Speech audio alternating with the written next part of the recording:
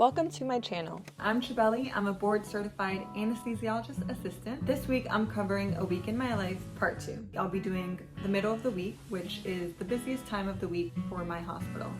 So you're going to see me going to a couple of different areas and doing different kinds of anesthesia. Before I get into this video, please make sure that you hit the subscribe button. I would really appreciate all of your support. Well, now let's get into the video. I was assigned a shadowing student and had to pick up the student before I started my case. Looking for my shadowing student. I know where they are and I have to go upstairs. All right, so I went to look for my shadower. She was not at the front desk. So I'm just gonna move on and set up for my case and see where my shadower is. Busy day, moving on. To start my day, I was providing anesthesia for women having C-sections. Our goal is always safety and, when possible, to try to make the experience as comfortable as possible. For a C-section, women receive spinals, which are similar to epidurals, but last for a shorter amount of time and have a stronger numbing effect. By doing this, the mother does not feel any sharp sensations from the surgery and is awake during the birth of her child.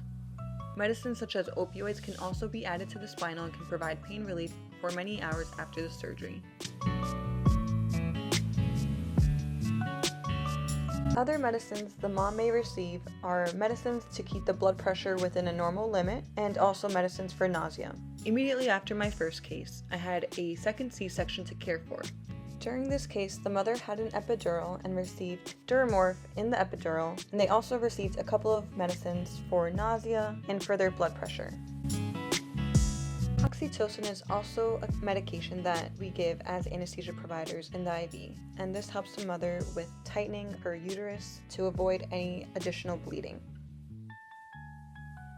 It was a very busy day, but I was able to get a morning break in my second case by my anesthesiologist. It really helps feel supported and just get a boost of energy during the day, so I really appreciate it. Also, my shadower had texted during one of the cases that they would not be able to show up.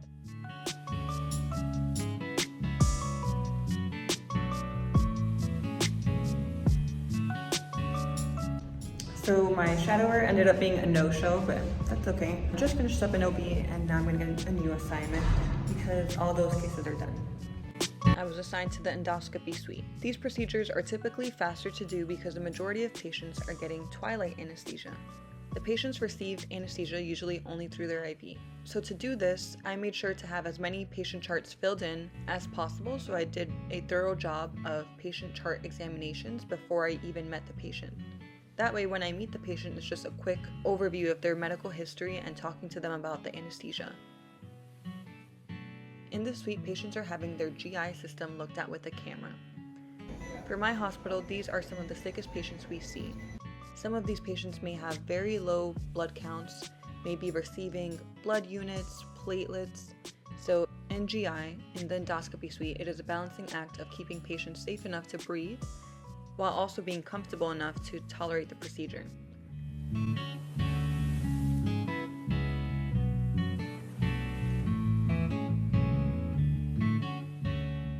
It was a really busy day, so I also quickly had lunch.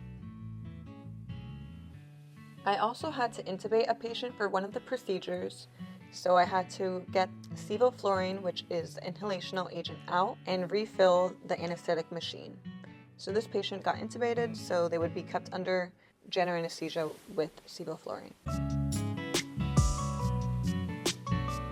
And then at the end of the day, 2 of my patients had recently tested positive for COVID, so the team had to put on extra protective gear.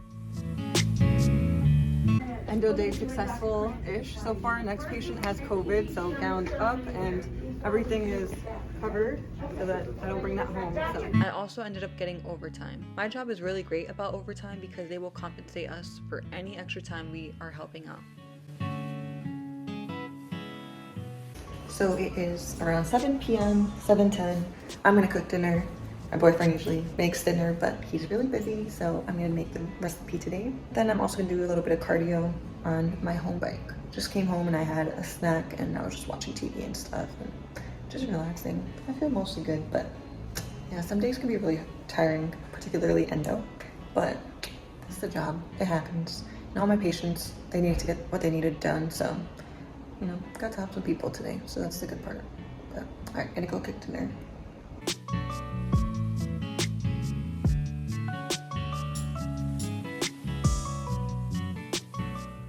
For my first case of the day, it was a kidney stone removal.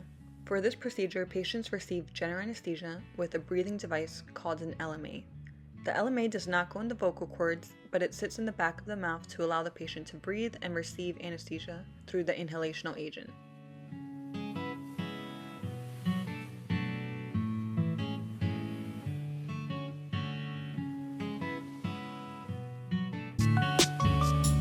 So after talking and assessing the patient, I drew up the medications I needed for the case. This patient received propofol to go to sleep, but their heart rate was very low before starting anesthesia, so I gave them a couple of medicines to keep them closer to the normal range. The patient also received an antibiotic, pain-relieving medicine such as fentanyl and a steroid, and a couple of other medications. In this case, the patient was not paralyzed, but the anesthesia can reduce the patient's breathing. So once the case started, the patient received help from the anesthesia machine in order to be able to deliver bigger breaths. This mode is called PSV Pro, and it assists the patient's urge to breathe. This patient is breathing 26 times a minute. Their breaths are around 300 for their tidal volumes, and they're receiving 10 as their pressure support.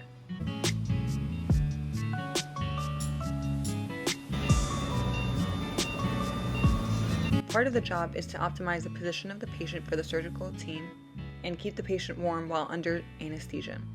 The bear hugger blows warm air around the patient to keep the patient warm. At the end of the case, I gave medicine to reduce nausea. Nausea is one of the most common complications with anesthesia, and all of our patients receive many medicines to reduce it.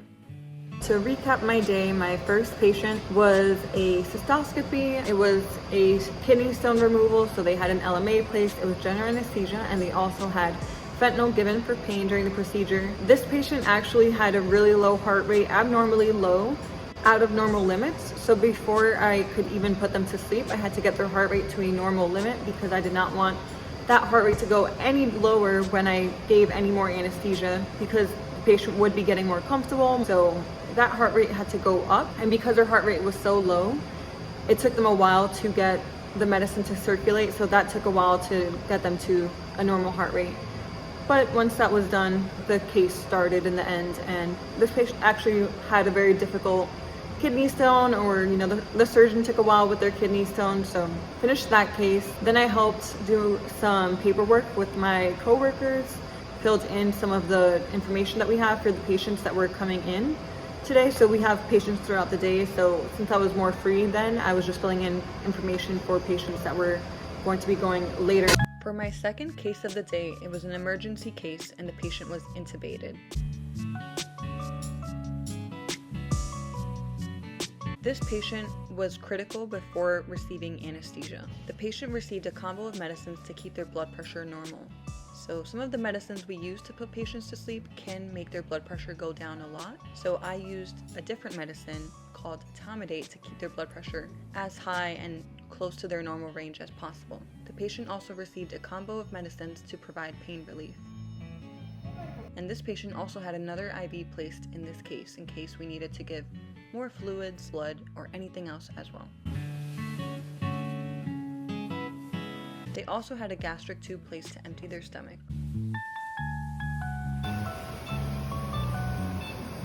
And this patient was in critical condition prior to surgery, and so the decision was made to keep the patient intubated when the procedure was done. Since the patient was intubated, they needed to receive oxygen as they were being transported to the recovery area. So we transported the patient with an ambu bag, which helped deliver oxygen during the transportation. Shortly after my second case, my 8-hour shift was over, and I clocked out and went to the gym. Now there are a variety of shifts that are available. There are 410s where people work from about 7 a.m. to about 5 p.m. And in my shift, I work from about 7 a.m. to 3 a.m. So it's really nice to every day have a set schedule and be able to go to the gym. There was also an event in my apartment that I attended. So I hope that you enjoyed this video. I have so many ideas in mind. I really enjoy making this content, but because I've had so many questions recently and I've been answering a lot of them in the comments, I feel like it's going to be a good time to do another question and answer or Q&A. So if you have any remaining questions, please let me know by leaving comments down below. And if you have any video requests, I do my best to get to as many of them And they also really inspire me to do the kind of content that you all want to see. So let me know what you want to see more of by leaving a comment down below too. If you have not subscribed, I would really appreciate it if you do. And if you like this video, make sure that you hit the like button down below too. Otherwise, I hope you all have a great week, and I'll catch you all next time.